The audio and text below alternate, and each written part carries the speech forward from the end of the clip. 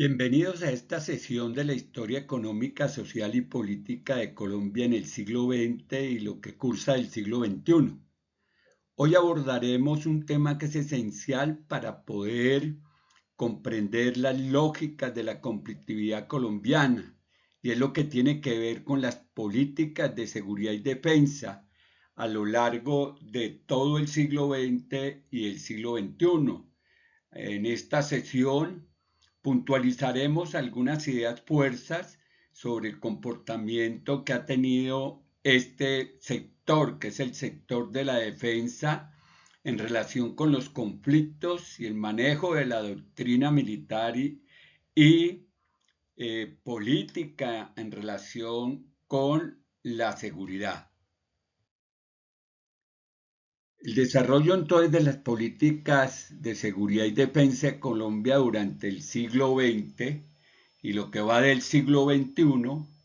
ha estado profundamente determinado por los conflictos internos, las dinámicas geopolíticas internacionales y las transformaciones que a lo largo del siglo XX sufrió el Estado colombiano. Desde los inicios del siglo XX, las instituciones encargadas de la defensa nacional se configuraron con un enfoque centrado en el orden interno, pero con el paso del tiempo se vieron atravesadas por nuevas doctrinas como la doctrina de la seguridad nacional, promovidas por Estados Unidos en el contexto de la Guerra Fría y más recientemente por la llamada lucha contra el terrorismo tras el atentado del 11 de septiembre de 2001, que reconfiguró la caracterización que teníamos los actores armados, de los actores armados en nuestro país. Estas influencias han definido las formas en que el Estado colombiano ha concebido y articulado y ejecutado su política de seguridad y defensa, generando profundas implicaciones en los ámbitos político, social y de derechos humanos.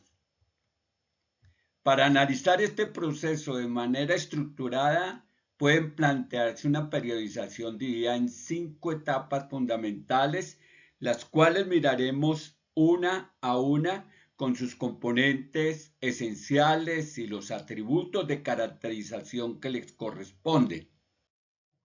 Una primera etapa es el periodo fundacional y de consolidación institucional que va entre 1900 y 1948. Durante las primeras décadas del siglo XX, Colombia vivía los efectos de la Guerra de los 1000 días, que se dio entre 1899 y 1902.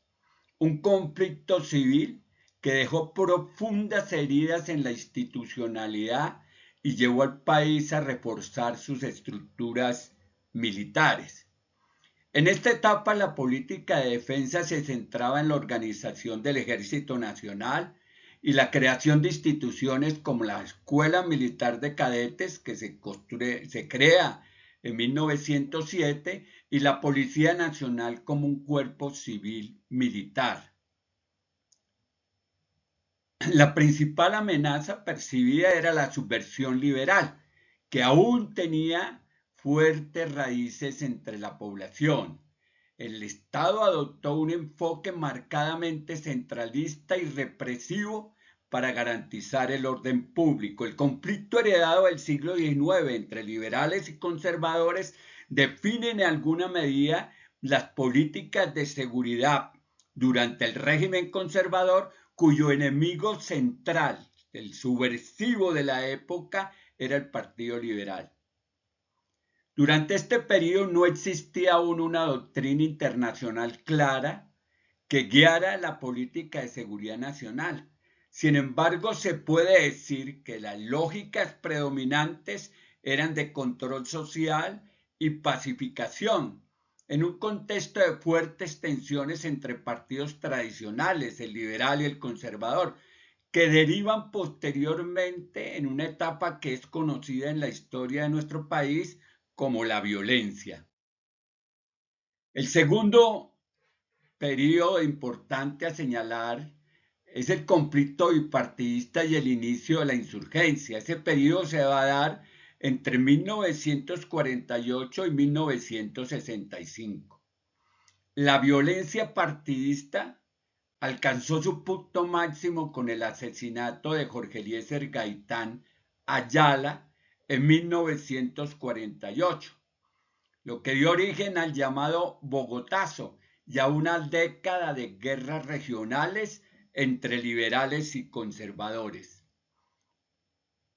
De esta etapa, la seguridad del Estado estuvo enfocada a reprimir los llamados bandoleros y posteriormente en encauzar el conflicto mediante el acuerdo como el Frente Nacional 1958-1974, que excluyó la participación de nuevas fuerzas políticas. Pero en el periodo entre 1948 y 1965, donde surgen las guerrillas de la nueva generación, el conflicto se desarrolló a través de las guerrillas liberales, particularmente las guerrillas del Llano, y sus respectivas leyes, la primera ley con el fin de regular su comportamiento interno y la segunda ley de regular las relaciones con la población.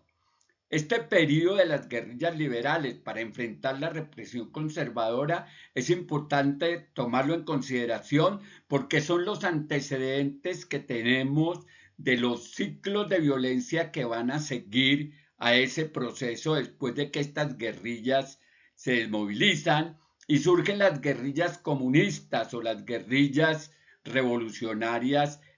a mediados de la década del 60. Sin embargo, durante este periodo emergieron las primeras guerrillas contemporáneas, como las FARC en 1964 y el ELN también en 1964, que están inspiradas unas por el desarrollo de las luchas de resistencia y las autodefensas campesinas que orientó el Partido Comunista Colombiano, que da origen a las FARC, y las otras por la influencia de las revoluciones cubanas. También surge hacia finales de la década del 60 el Ejército Popular de Liberación con una influencia marcada de la Revolución China. Entonces son las tradiciones comunistas las que van a dar orígenes con las autodefensas campesinas a las FARC, el impacto de la Revolución Cubana que va a generar una dinámica en toda América Latina del surgimiento de guerrillas y la influencia de la Revolución China que va a dar origen al Partido Comunista Marxista-Leninista Maoísta y su estructura armada que va a ser el Ejército Popular de Liberación. Todas estas guerrillas se van a ubicar en sus orígenes en la década del 60 y serán las llamadas guerrillas de la primera generación. Después del 70 surgirán otras guerrillas que son conocidas como las guerrillas de la segunda generación, entre las que se encuentra el M-19, el destacamento Quintín Lame y otras guerrillas como el MIR Patria Libre, Autodefensa Obrera, entre otras guerrillas que van a ejercer. Frente a este fenómeno, las Fuerzas Armadas comenzaron a adoptar la concepción de la seguridad más ideologizada, especialmente influenciada por el contexto internacional de la Guerra Fría, que enfrentaba los dos sistemas, el sistema comunista con el sistema capitalista. La tercera periodo es el que se corresponde con la doctrina de la seguridad nacional. Ese periodo va a ir de 1965 hasta 1989. Esta etapa representa un punto de inflexión, la adopción explícita de la doctrina de la seguridad nacional, que es impulsada por los Estados Unidos a través de la Escuela de las Américas y los tratados interamericanos para el TIAR. Bajo esta doctrina, el enemigo principal del Estado ya no era el externo, sino interno, y estaba definido como la subversión comunista. El enemigo interior se convirtió no solamente en la subversión comunista, sino en todas las formas de inconformidad que se expresaban de manera de resistencia o de lucha por sus justos derechos eran considerados como enemigo interior. Esto significa un cambio fundamental en el papel de las Fuerzas Armadas, de defensores de la soberanía frente a las amenazas externas, pasan a ser garantes del orden ideológico y político interno, particularmente ese orden ideológico y político que está en manos de las élites oligárquicas de los sectores económicos y que utilizan en el marco de su propaganda política los medios corporativos. En Colombia, la doctrina de la seguridad nacional se tradujo en una militarización del conflicto interno y en un aumento significativo del presupuesto de defensa. Se establecieron comandos conjuntos, se crearon estructuras de inteligencia y se promovió la participación de civiles, grupos de autodefensa en la lucha contra insurgentes. Es en el marco de la doctrina de la seguridad nacional que se implementan los grupos paramilitares como grupos de autodefensa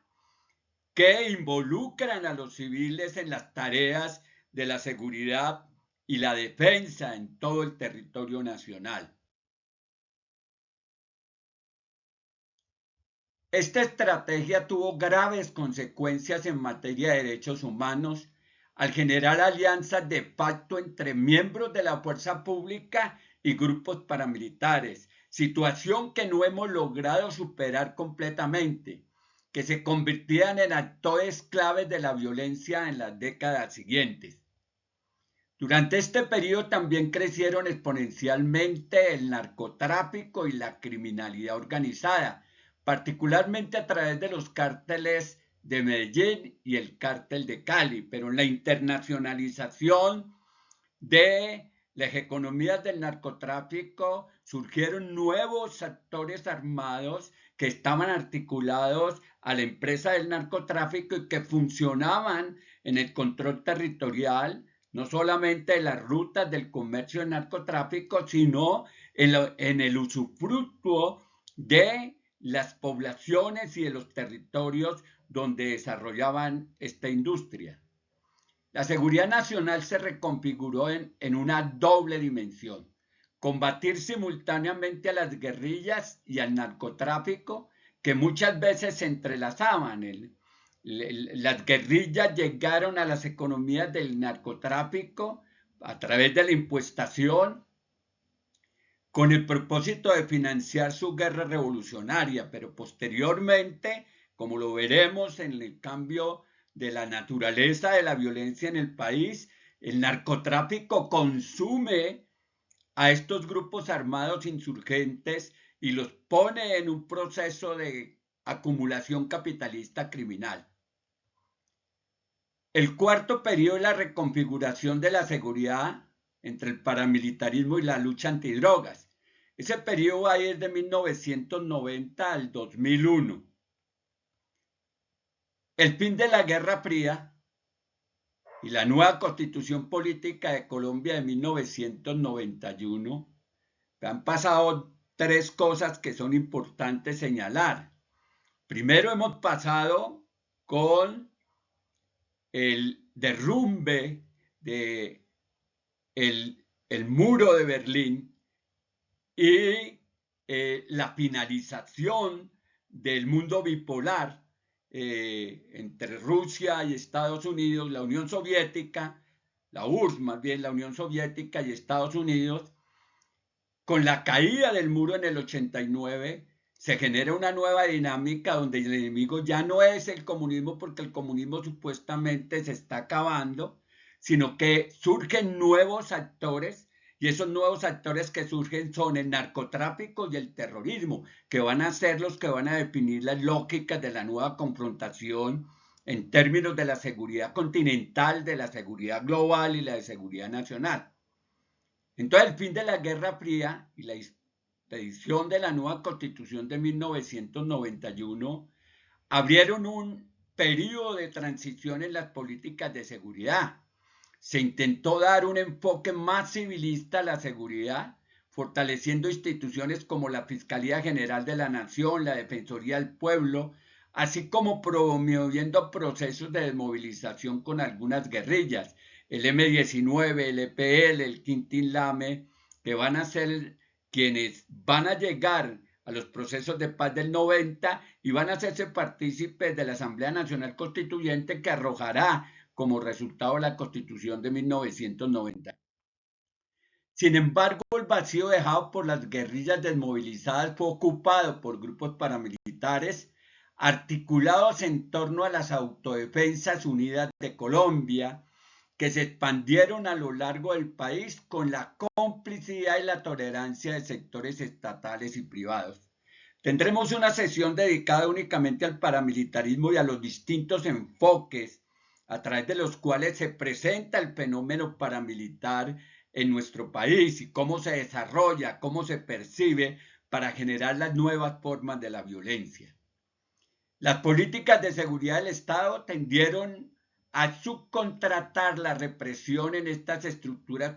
paramilitares bajo la lógica de combatir el mal mayor, que estaba representado básicamente por las guerrillas de la FARC y del ELN. Simultáneamente, Colombia fue integrada a la estrategia de guerra contra las drogas que estaba liderada por los Estados Unidos a través del Plan Colombia. El Plan Colombia se formula en 1999, es una iniciativa que canalizó miles de millones de dólares para la erradicación de cultivos ilícitos y el fortalecimiento de las Fuerzas Armadas. Si bien el Plan Colombia inicialmente es un plan antinarcóticos, en la guerra contra las drogas, posteriormente, en el 2001, se une narcotráfico y terrorismo, entonces se extiende los recursos del Plan Colombia a la lucha contra las insurgencias que ahora son caracterizadas como narcoterroristas.